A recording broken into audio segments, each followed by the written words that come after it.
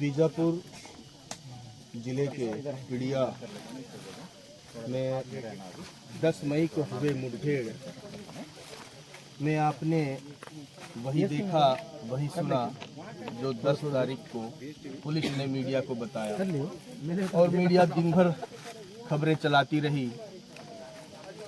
जैसे जैसे पुलिस की ओर से जानकारी आती रही मुठभेड़ को लेकर, सिर्फ बीजापुर ही नहीं, बस्तर ही नहीं, बल्कि राष्ट्रीय नेशनल लेवल पर ये खबरें चलती रही कि एक बड़ी मुठभेड़, भीषण मुठभेड़ बीजापुर के पिड़िया इलाके में चल रही है। और इस मुठभेड़ में नारायणपुर वाला था नक्सलियों के खिलाफ बीजापुर, सुकमा और दंतेवाड़ा के जवानों के द्वारा एक कंबाइंड ऑपरेशन चलाया गया है और बड़े नक्सली लीडरों को घेरा गया। बड़ी संख्या में नक्सलियों के साथ मुठभेड़ चलती रही, 12 घंटों तक मुठभेड़ चलती रही। ये खबरें दिन भर मीडिया में तैरती रही और पुलिस जो जानकारी दे रही थी वही मीडिया परोस रही थी। परंतु इस वक्त हम आपको एक और सच्चाई से रूबरू कराने के लिए उसी इलाके में मौजूद हैं जहां पर पुलिस ने एक भीषण मुठभेड़ में 12 माओवादियों को मारने का दावा किया। नमस्कार, मैं हूं गणेश मिश्रा और आप इस वक्त देख रहे हैं GSM बस्तर। अगर हमारी रिपोर्ट्स और खबरें आपको पसंद आती हैं, अच्छी लगती हैं, तो ज़रूर हमारे चैनल को सब्सक्राइब करें, लाइक करें, शेयर करें। तो चलिए अब बात करते हैं उस मुठभेड़ को लेकर। पिछले जनवरी से लेकर अब तक अगर हम बीजापुर के 2 मुठभेड़, कांकेर और नारायणपुर की मुठभेड़ की बात करें तो लगभग अब तक पुलिस की दावों के अनुसार 103 नक्सलियों को मार गिराया। परंतु कांकेर और नारायणपुर की मुठभेड़ के बाद, हालांकि कांकेर और नारायणपुर का मुठभेड़ उतना विवादों में नहीं आया था क्योंकि नक्सलियों ने प्रेस नोट जारी कर यह बताया था कि जो लोग कांकेर में मारे गए हैं उनके साथी थे, उनके संगठन के लोग थे। परंतु बीजापुर के पिड़िया में हुए मुठभेड़ के बाद यह पूरा मुठभेड़ एक बार विवादों के घेरे में आने लगा है, क्योंकि हम इस वक्त पिड़िया में हैं और ग्राउंड जीरो में हैं, जहां पर मुठभेड़ हुआ है उसी जगह पर हैं। आप देख सकते हैं चारों तरफ। राजा एक बार पूरा दिखा देना। ये महिलाएं हैं। जब हम यहाँ पर पहुँचे थे तो ये जो महिलाएं हैं ये हमारे पीछे पीछे रोती बिलखती और विलाप करती हुई पहुँची थी। जिस तरह से बताया जा रहा है कि जो लोग मारे गए उनके परिजन थे, उनके घर वाले थे। हालांकि अब तक चूँकि पुलिस ने जो लोग मारे गए सभी के शवों की शिनाख्त कर लिया है और शवों का पोस्टमार्टम का प्रक्रिया भी कल चल रहा था, क्योंकि हम कल ही वहाँ से बीजापुर से निकल आए थे इस घटनास्थल के लिए। तो अब तक जो शव है वो यहाँ तक नहीं पहुँचे हैं, कि घरों तक नहीं पहुँचे हैं। ये सारे लोग अपने जो लोग हैं मारे गए हैं वो नक्सली हैं या ग्रामीण हैं।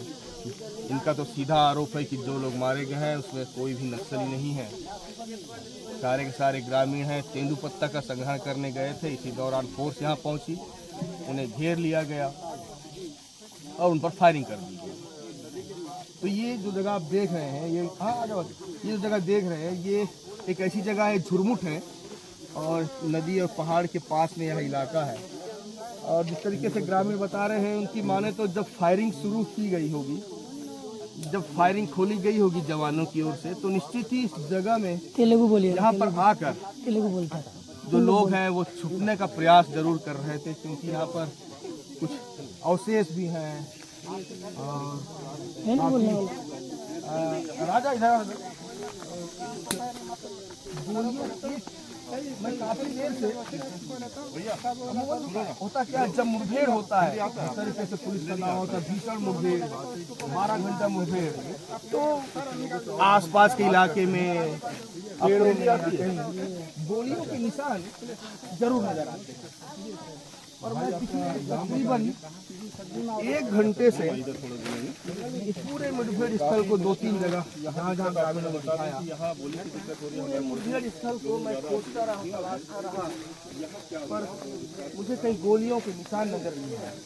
जब 12 घंटे तक लगातार चलने वाले इस मुठभेड़ में अरे हम आगे आ गए क्या इस मुठभेड़, चलिए इसको बाद में दिखाता हूँ। राजा गाँव मुठभेड़ में एक भी गोली का निशान नजर नहीं आना निश्चित ही कहीं ना कहीं इस मुठभेड़ पर सवाल तो खड़े करते हैं। राजा पास में आके दिखाओ, ये आप देख रहे हैं, ये खून के निशान हैं और ये चप्पल है, स्लीपर है और एक चप्पल है, अमूमन ये ग्रामीणों के पैरों में नज़र आते हैं। हालांकि अब तक हमने नक्सलियों के पैरों में तो कभी ऐसे चप्पल नहीं देखे। और दूसरा एक ये महत्वपूर्ण चीज़ है, ये गुलेल है। जब भी ग्रामीण युवक जंगलों की ओर निकलते हैं, चाहे वो वनों पर संग्रहण के लिए आएँ या किसी अन्य कार्य के लिए आएँ, तो पक्षियों के शिकार के लिए इसका उपयोग करते हैं, वो हमेशा अपने साथ लेकर चलते हैं। और ऐसे में यहाँ पर इस गुलेल का मिलना भी इस मुठभेड़ पर सवाल खड़े करता है। देखिए, हम कहीं से ये नहीं कह रहे हैं कि यह मुठभेड़ फर्जी है, पर ग्रामीणों के जो आरोप हैं वो इसको इशारे भी कर रहे हैं और राजा उसी तरह इसको इशारे भी कर रहे हैं। और यह ग्राउंड जीरो पर जो नज़र आ रहा है वो भी ये जगह दिखा रहा है। 1.5-2 घंटे तक मैं गोलियों के निशान तलाशता रहा ताकि मैं अपने दर्शकों को दिखा सकूं और ये बता सकूं कि वास्तव में यहाँ भीषण मुठभेड़ हुआ था। परंतु इस पूरे भीषण मुठभेड़ में मुझे मात्र एक गोली का निशान नजर आ रहा है। 3-4 स्पॉट मैंने देख लिया। भाई विकेश इधर आओ। 3-4 जगह देखने के बाद एक गोली का निशान मुझे नजर आया। ये इधर आओ, ये विकेश है, ये हमारा गाइड रहा है यहाँ तक लाने में, इससे जाने की कोशिश करते हैं। विकेश क्या लिखते हो?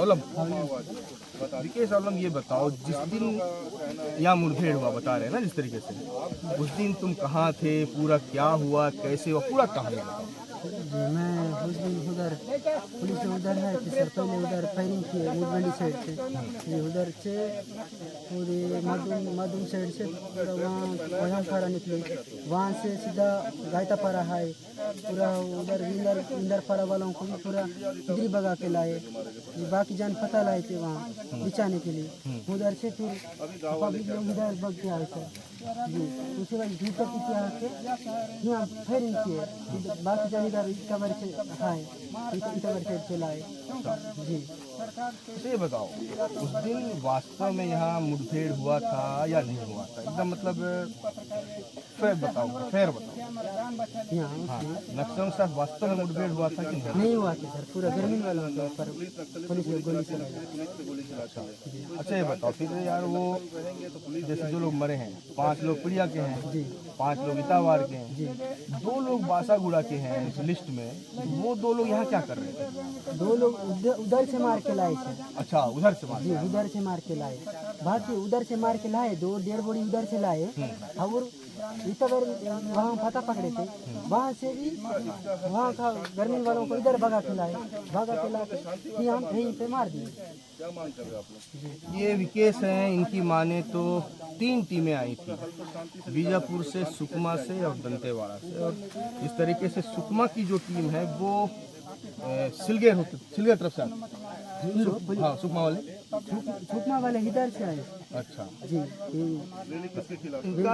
इनकी माने तो उस दिन जो है, जो 2 लोग बासागुड़ा के मल्लेपाड़ के रहने वाले हैं, ग्रामीणों का कहना है कि उन्हें पहले उसी ओर मारा गया, उसके बाद यहाँ लाया गया और मुदबंडी की ओर भी फायरिंग की आवाज़ सुनी गई। और चारों तरफ से जब गांव को घेरा गया तो तेंदुपत्ता संग्रहण जो कर रहे थे ग्रामीण, वो उन्हें घेर लिया गया। पुलिस को देखकर वो भागने लगे, छुपने लगे, तो उन्हें घेर कर उन पर फायरिंग किया गया। और यहाँ जो निशान देखे गए हैं, खून के निशान, और जैसे कि ये देखिए चप्पल यहाँ पर जो है यहाँ पर लटक रहे हैं, कुछ चप्पल नीचे भी हैं।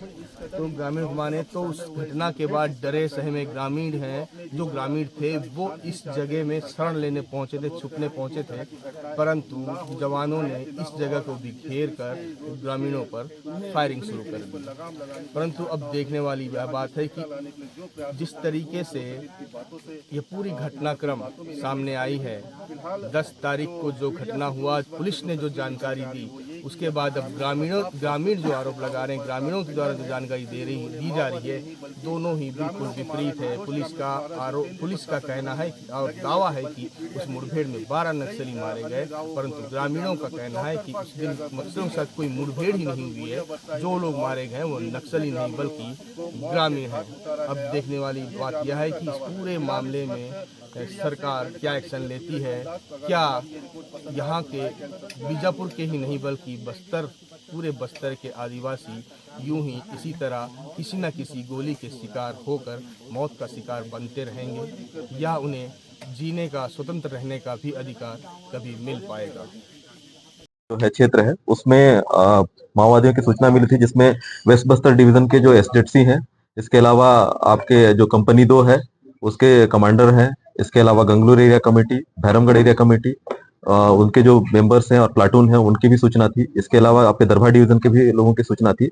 इस सूचना पर हमने लगभग 3 दिन का ये हमारा अभियान था, जिसमें DRG Sukma, DRG Dantewada, DRG Bijapur, इसके अलावा सीआरपीएफ कोबरा 210, 202, सीआरपीएफ की 85 बटालियन और 230 बटालियन इसमें शामिल हुई थी, एसटीएफ भी शामिल हुई थी, और उसके बाद संयुक्त एक अभियान चलाया गया था, जिस पर से लगभग 12 घंटे करीब यूएफ हुआ है। इसमें 9 से 10 बार करीब हम लोग का एक्सचेंज ऑफ फायर हुआ है।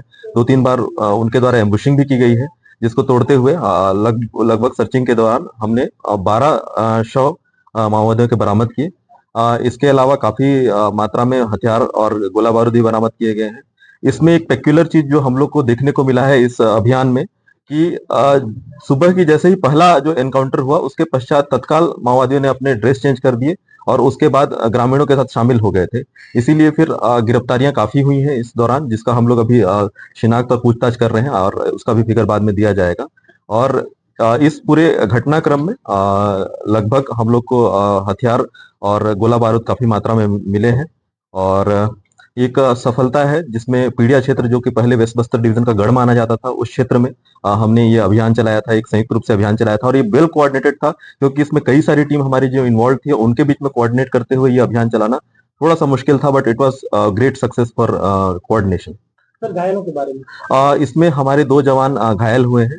एक आईडी की चपेट में हमारे एक जवान घायल हुए थे, जिसको तत्काल रायपुर रेफर किया गया है। इसके अलावा 3 नक्सली जो है वो घायल हुए हैं, और एक ग्रामीण जो है वो घायल हुआ है। आईडी ब्लास्ट में कोई युवती घायल हुई? अभी हमें प्राइमा फेसी एक सूचना मिली है, जिसमें मल्लूर क्षेत्र में एक युवती के आईडी ब्लास्ट में मृत्यु होने की सूचना है, जिस पर तस्दीक किया जा रहा है और संपर्क किया जा रहा है कि वो तत्काल इसको रिपोर्ट करें, ताकि आगे की वैधानिक कार्रवाई की जा सके।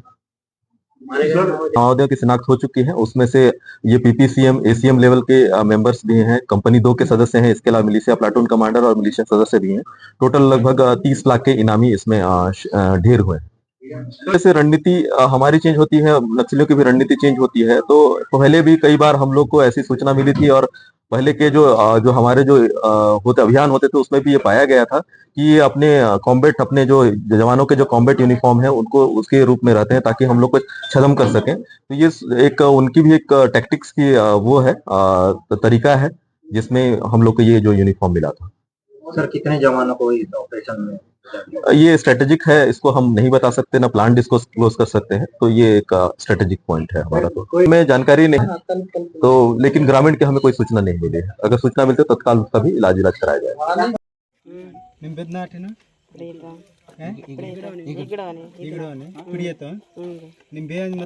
ಗೋಲಿ ಪಡ್ತ ನನ್ನ ಆಕಿನ ಮಟ ತಂಜ ಮತ್ತೆ ಕೀಗೆ अपने ನೀನು ಬಕಾಯಿ ಮತ್ತೆ ನಾಕ್ತ ಮತ್ತೆ ಈಗ ಜಂತು ಪೂರ ತರಿಗೆ ಪುಡಸ್ನಲ್ಲಿ ಪೈರಿಂಗಿತ್ತು ಸಮಯಕ್ಕೆ ನನ್ನ ಚನ್ ಹಾಗೆ ಪಡ್ತಾ ನಾನು ಕಲ್ಪ ಆಗ್ತೇನೆ ಮತ್ತೆ जानते आई नाल ब्याह की तब नींद आई ना कितना गोली लगा? कई कहने से ये पत्ता तोड़ने के लिए पहाड़ तरफ गया था, तो पुलिस वाले पूरे गांव वाले इधर वो चारों लोग घेरे, तो फिर पब्लिक को दबड़ा के ले गए उधर तो ये भी दबाने वाले इसको भी गोली लगी। अच्छा, तो ये लगने के बाद फायरिंग जब चल रहा था तो ये कहाँ पड़ा हुआ था बगने सन्नू? लगा। तब ये गोली लगने कहाँ पड़ा हुआ था, कैसे गाँव वालों को गोली मिला? लगने के बाद पत्थर के नीचे घुस गया था मैं। फिर इसको गांव वाले उठा के ले गए। कितनी गोलियां लगी हैं कुछ? 10 गोली पड़ता है, 3 गोली लगी। इसकी उम्र कितना है कुछ? ये उम्र बच्चों ना मंदिर लगभग सही होगा।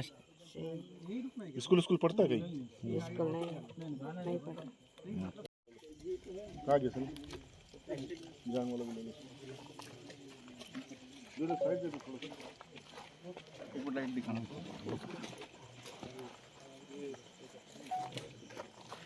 सुनो थोड़ा सा हट जाओगे तो सब कुछ हट जाएगा।